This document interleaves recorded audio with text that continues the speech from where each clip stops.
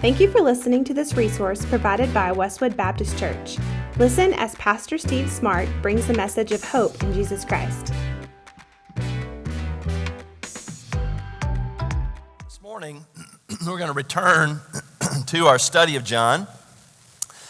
We left there with the conclusion of chapter 6 back in May when we began our summer series. We looked at the book of Genesis and walked through there for a few chapters, but we concluded with the promise that we would return. So likewise with Genesis, we concluded our summer series in Genesis, but with the promise that we will return, and we'll get there in June of next year. So buckle your seatbelts for that. We've got a little bit of a good journey ahead of us, though, nonetheless, in the Gospel of John.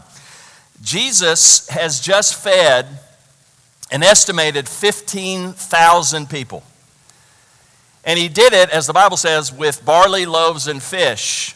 And what we realized back in the spring when we looked at that text, it was actually 5 Cheez-Its and 2 sardines, is essentially what he fed those 15,000 people with. And yet, within 24 hours, that crowd has already given up on him.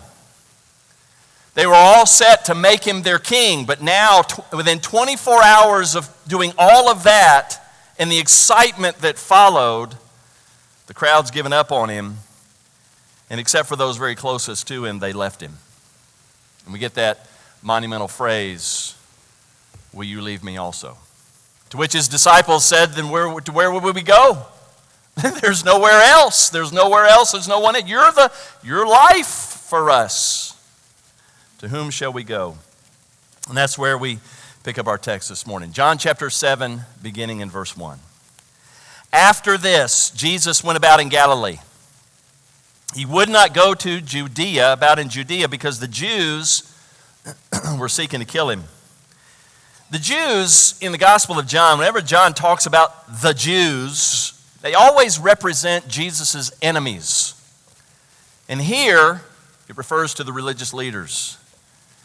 These religious leaders want to kill him because the darkness will not tolerate the light. They don't like him. They want him dead. So knowing this, Jesus keeps his distance. And he stays away from the high country of Judea and Jerusalem. Verse 2. Now the Jews' feast of booths was at hand. Now let's make sure we understand the significance of this, because it's very significant in the context of what we're looking at. The Feast of Booths, or what might be referred to as the Feast of Tabernacles, was a harvest feast. There's a lot of different types of feasts for the Jewish calendar. Some are repentant and confessional. Some are sacrificial. This was a harvest feast, and it was intended to remind the people that there was a time, this is the point of the Feast of Booths, that there was a time when they were wandering without a home, and all they had was a tent to live in.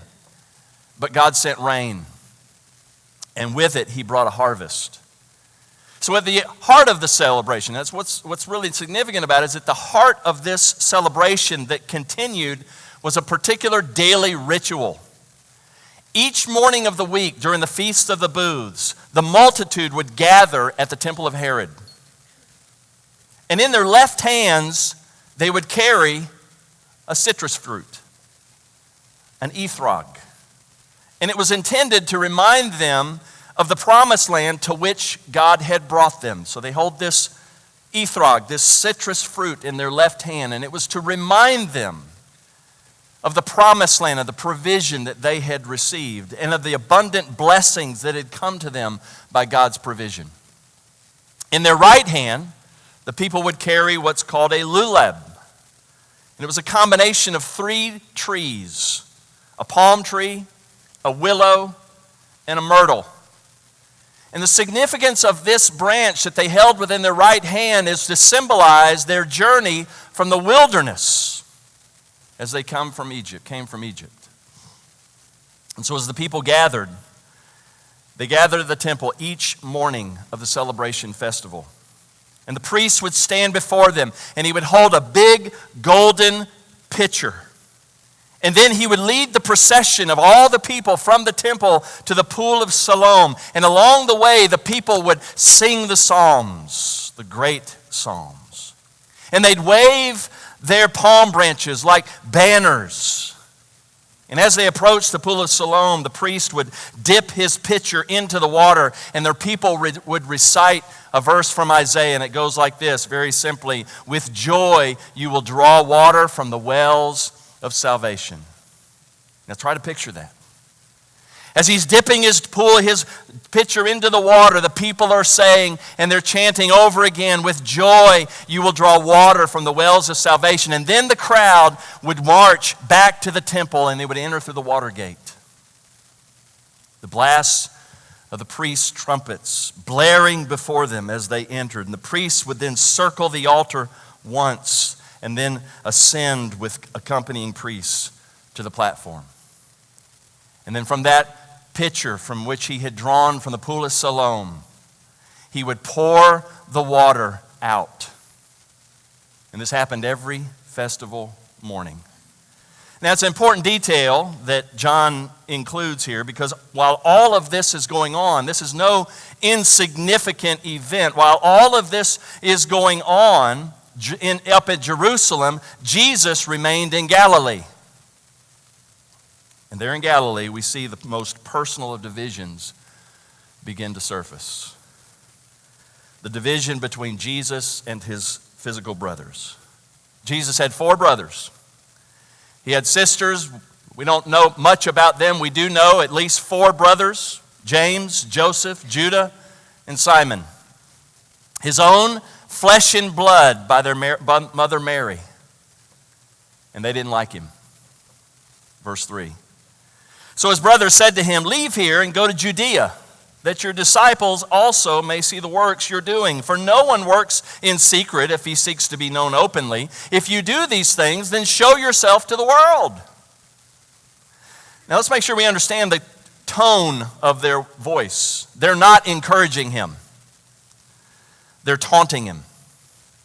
They're egging him on. If you're who you say you are, why are you hiding out?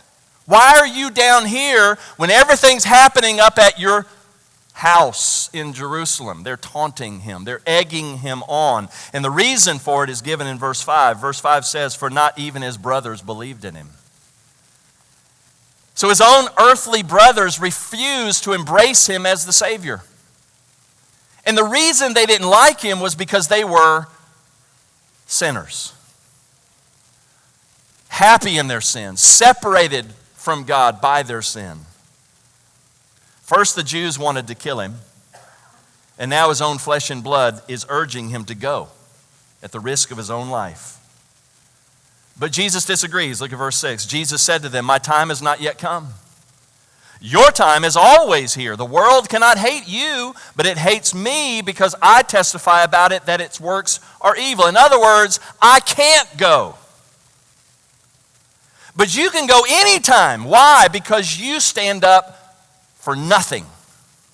You've done nothing. You don't speak up against unrighteousness. You say nothing in the midst of the corrupt world that we live in. You have no problem living among those in this world because you don't stand for anything. I can't go, but you can go anytime. Why? Because you fit right in.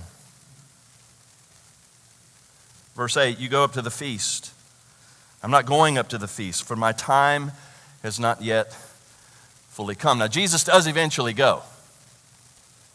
But it wouldn't be under their terms. He would go when his Father ordered him to go, as the Father ordered him to go. And when his time does fully come, he does travel into Jerusalem publicly. And he goes so that everybody can see him, and there's no hidden agenda, no hidden entrance. It'll happen 6 months from this time. And when he enters Jerusalem publicly, 6 months will have passed, and it would lead him to his death. But it wasn't going to happen at the Feast of Booths. It would happen during Passover, when lambs go to Jerusalem to die. Verse 9.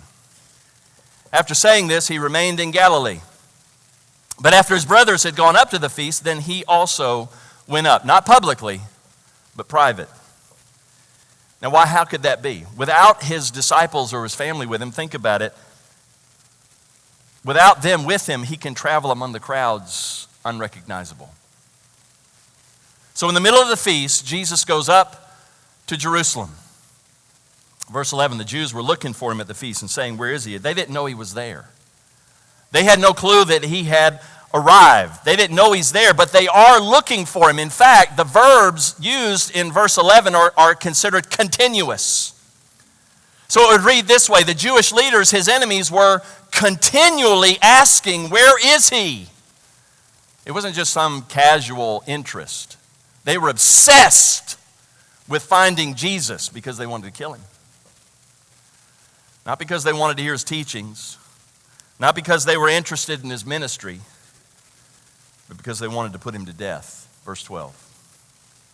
There was much muttering about him among the people, while some said he's a good man. Others said, "No, he's leading the people astray." Yet for fear of the Jews, no one spoke openly of him. The Jewish leaders hate him. They've issued an edict of excommunication, and nobody wants to be seen in any way to be friendly with or about him. Notice the two sides. You got one side that says he's a good man. Friends, you don't say to a man who says he's God that he's just a good man. And yet these people, that's what they said. Others said, "No, he's causing problems. He's causing division." And with all that said, what happens in verse 14, I think, is extraordinary. Jesus has essentially snuck into Jerusalem, into the temple, and he's done it incognito. Verse 14, about the middle of the feast, Jesus went up to the temple, and look, he began teaching. Notice here, there's no shred of fear. You see that? There's no shred of fear here. He isn't running from their threats. He isn't hiding in a cave somewhere. His delay had everything to do, rather, with the obedience to the will of the Father, and it had nothing to do with cowardice. Jesus isn't going to run, so he goes into the temple. And when he goes into the temple, he steps right up to the microphone. Imagine the shock. Now just think about that. Imagine the shock. These guys have been looking for him. They've continually, "Where's Jesus? Have you seen Jesus? Where's he at?" And here's, all of a sudden he shows up on the platform. He's holding the mic.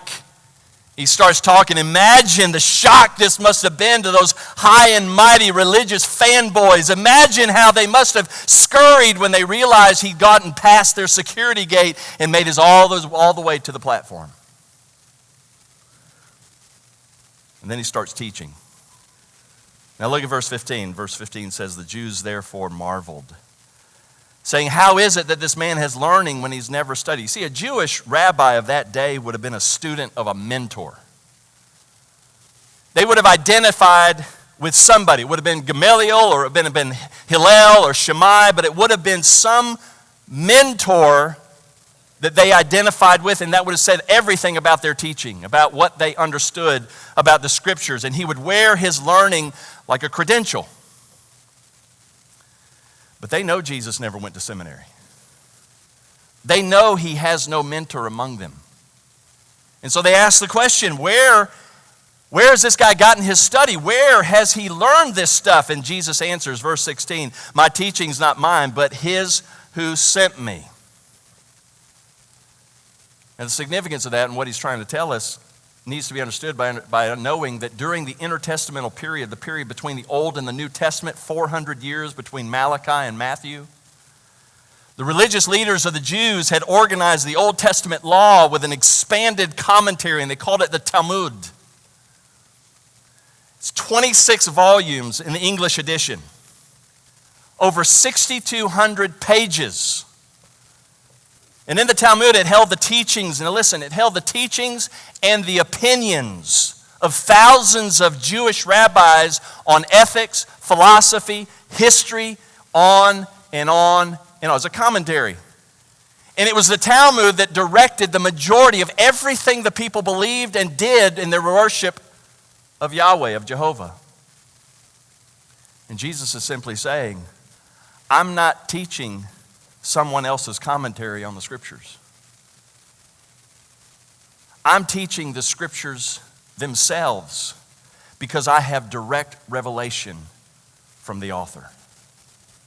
Verse 17, if anyone's will is to do God's will, he will know whether the teaching is from God or whether I'm speaking on his own authority, on my own authority rather. The one who speaks on his own authority seeks his own glory, but the one, speaking of himself, who seeks the glory of him, the Father, who sent him, who is the Son, is true, and in him there is no falsehood. In other words, here's what Jesus is saying. People who like me, here's what Jesus is essentially saying. People who like me will like me because they like God. And people who don't like me will not like me because they don't like God. Verse 19. Has not Moses given you the law, yet none of you keeps the law? He's speaking to the rabbis. He's speaking to the Pharisees. He's speaking to the religious leaders. He says, has not Moses given you the law, yet none of you keeps the law? So why are you seeking to kill me? Don't miss the collective gasp that went across the auditorium, across the temple.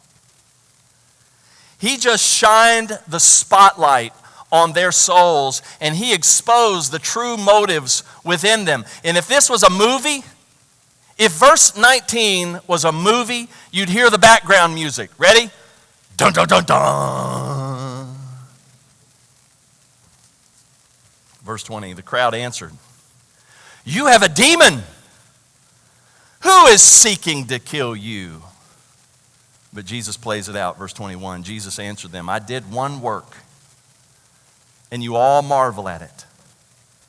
Moses gave you circumcision, not that it was from Moses, but from the fathers, and you circumcise a man on the Sabbath. If on the Sabbath a man receives circumcision so that the law of Moses may not be broken, are you angry with me because on the Sabbath I made a man's whole body well?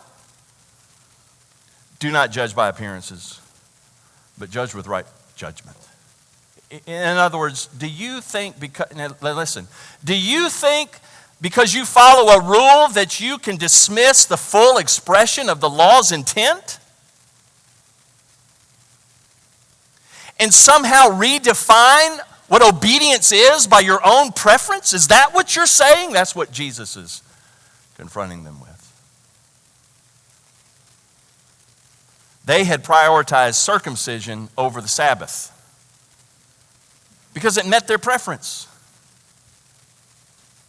They'd prioritized circumcision over the Sabbath. Jesus had prioritized a man's healing over the Sabbath, and they were judging him for it. They were exercising liberty in their own discretion, but they were judging Jesus for what he was doing. In other words, they were making up the rules as they went along. That's what's happening here.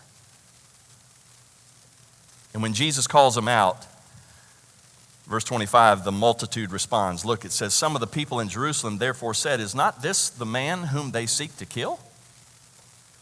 And here he is speaking openly, and they say nothing to him? Can it be that the authorities really know that this is the Christ? In other words, why are they letting him go on talking? There's got to be something behind this. Is it because they know something that we don't know about this guy? Is there a hidden agenda? I mean, is something going? There's something. You ever heard the phrase, there's always more to the story? There is. And that's what they're picking up on. So they try and rationalize. And they ask the question, could this guy be the Christ? Could this be the one? But then they get hung up. Look at verse 27. But we know where this man comes from. And when the Christ appears, no one will know where he comes from. The teaching of that day was that the Messiah would arise from an unknown location, with little known about his background. And so these people have been so, and here's the thing, these people have been so inundated with tradition teaching. Not this, tradition teaching. Conflicting tradition teaching. They've been so inundated by it, by their religious leaders, that they don't know what to believe or who to believe. And then Jesus, he's still teaching in the temple courts at this point.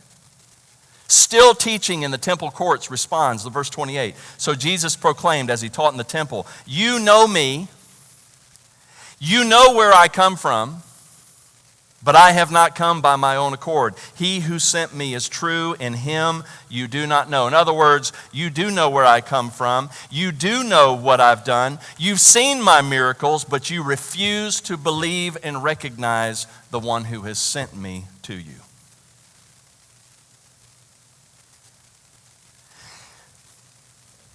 Have you ever been disgusted when you see someone, quote, playing church? And you see associated with that and you determine the hypocrisy of it.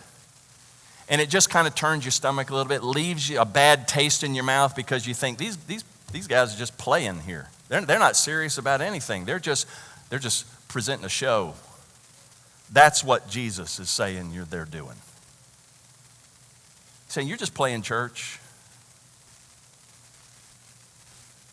Verse 29, he says, "I know him. For I come from him, and he sent me." So they were seeking to arrest him, but no one laid a hand on him because his hour had not yet come. Yet many of the people did believe in him. They said, "When the Christ appears, will he do more signs than this man has done?" So some of the people are beginning to see through this. Some of the people are getting convinced by the witness of his words, by the testimony of his miracles. And when this reaches the Pharisees, the spit hits the fan.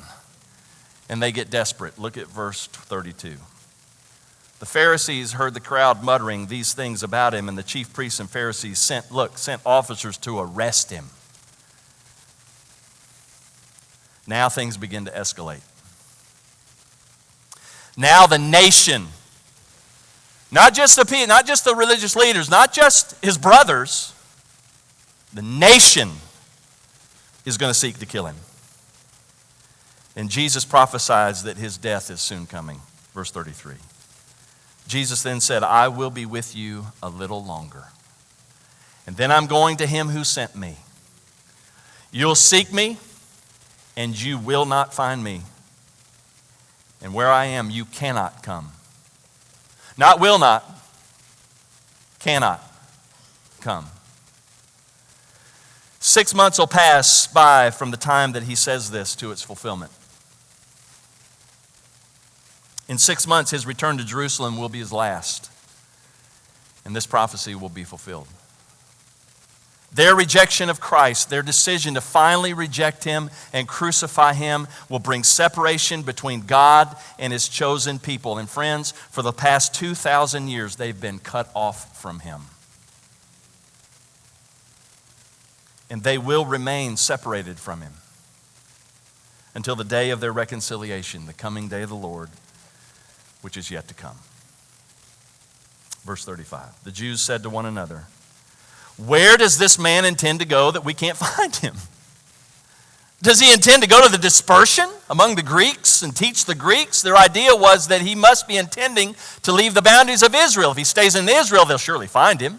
Where's he going to hide?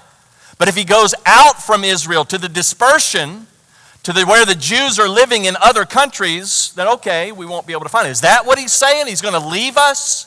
They're thinking geographically. They still haven't connected the dots. They still haven't put it. It's like when Gideon, when the angel appeared before Gideon. Do you remember this? The angel appeared before Gideon, and the angel gave Gideon this call to go and to work and to do a mighty thing for God. You remember Gideon's response? Essentially what Gideon says is, why? Why would I do that? What's he ever done for me? And the problem with Gideon's response is he didn't understand God. He didn't recognize God. He'd heard of God, but he didn't know him. He didn't know of his attributes. He didn't know he was good. He didn't know he was kind. He didn't know all the wonderful things about God. He had a misconception. Friend, that's what's happening in our world today in American Christianity. We have an idea about Christ, but we don't know him. We haven't connected the glory of His presence. We haven't connected the majesty of His name. We haven't connected the weight of the work that He's done on the cross to secure our salvation. We haven't connected the dots, and neither have they here. Verse 36, what does He mean by saying you'll seek me and you won't find me, and where I am you cannot come? Even today they're separated from Him. And just as it was then, they can't figure out why. The day ends, and the week of celebration continues. Verse 37 goes on, and the last day of the feast, the great day, Jesus stood up and He cried out. Now let's pause here for just a minute and wrap our minds about what's just getting ready to happen. Let's understand why the timing of verse 37 is so crucial to this Feast of the Booths and this final great day. It's the final day of the Feast of Booths, the seventh day. The day that the priest would again come to the temple, and just like he's done every day of this week, he'll lead the people chanting the psalms and waving their lulabs, holding their citrus in their left hand and their palms in their right. And just like each of the days before, they'll come before the water gate and through it, and the trumpets will sound again. But this time,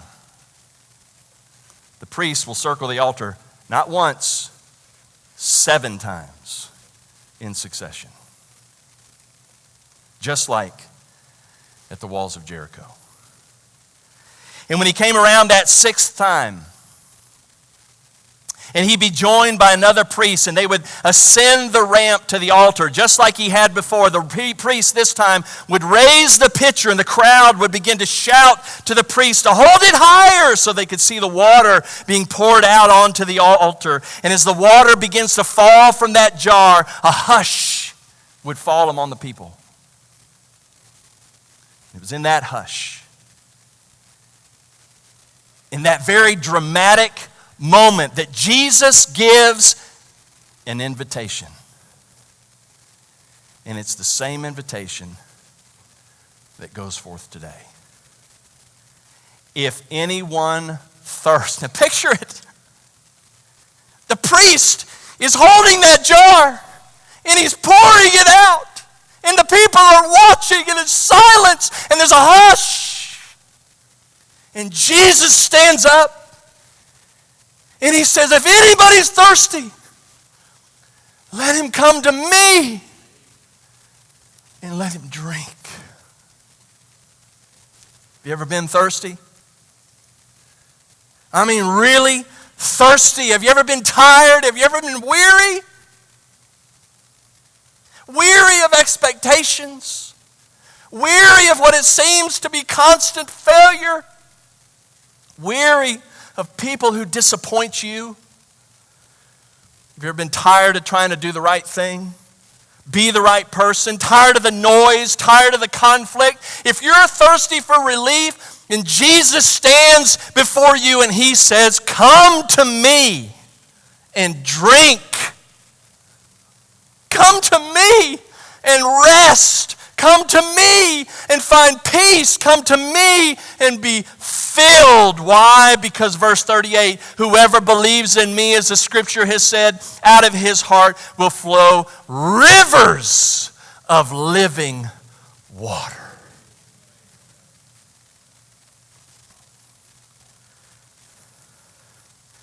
That part of us that's never satisfied. The part of us that craves what can't be given becomes, when we receive this water, that part which is fully satisfied.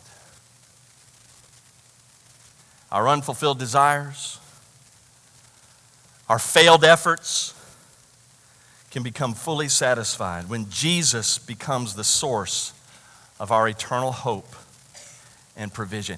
And not only does this satisfaction come to us in Christ, but it overflows in abundance. In rivers, plural, not river, rivers of living water.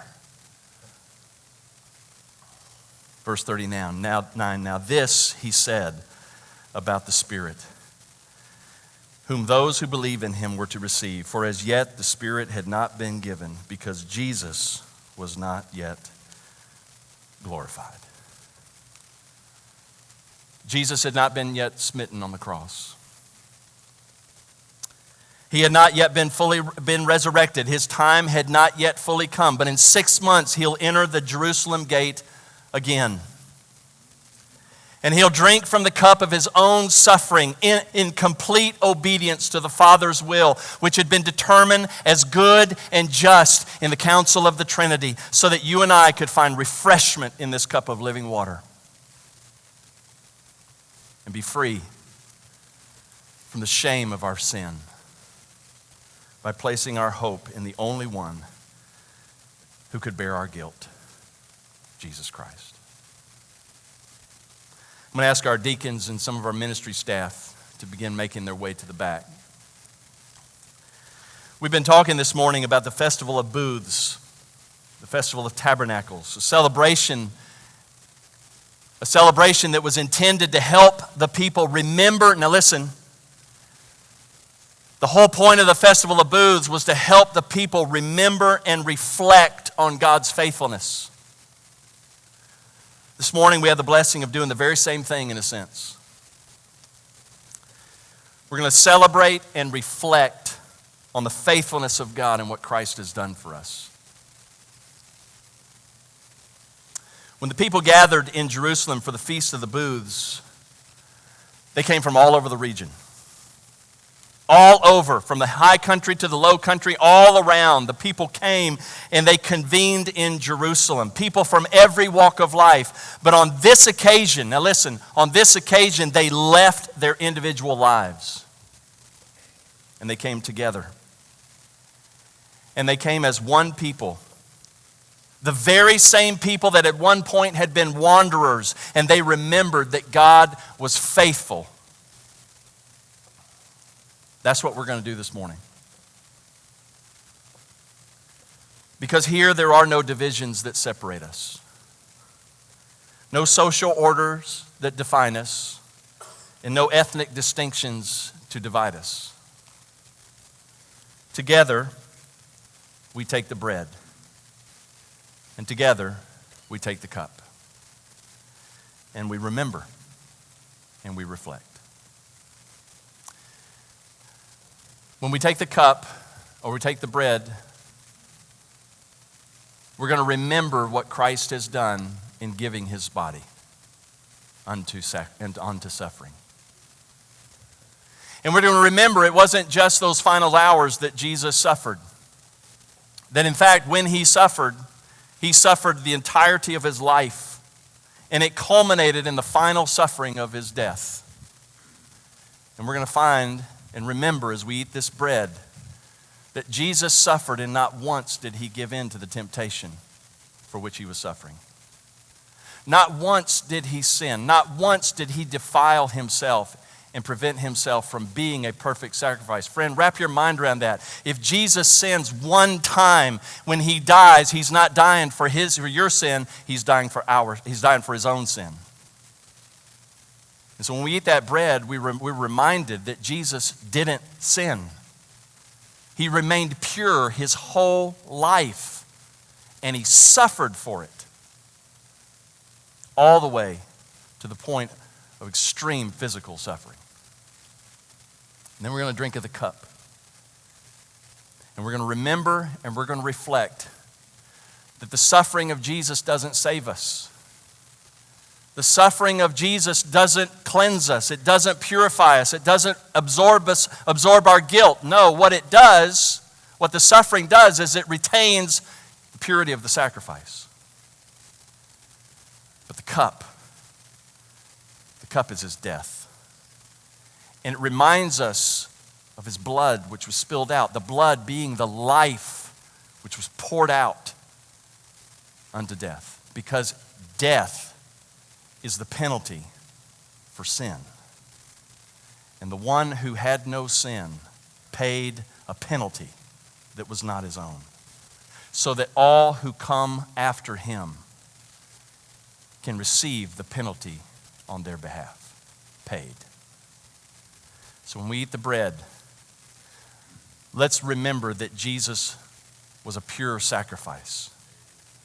When we drink the cup, let's remember that it was our sin that is guilty. It's our sin that brings penalty. But it was his death that satisfied the judgment, the justice of God. Thank you for listening to this resource provided by Westwood Baptist Church. While we are so glad you were able to listen, we encourage you not to allow this to take the place of you attending a local church.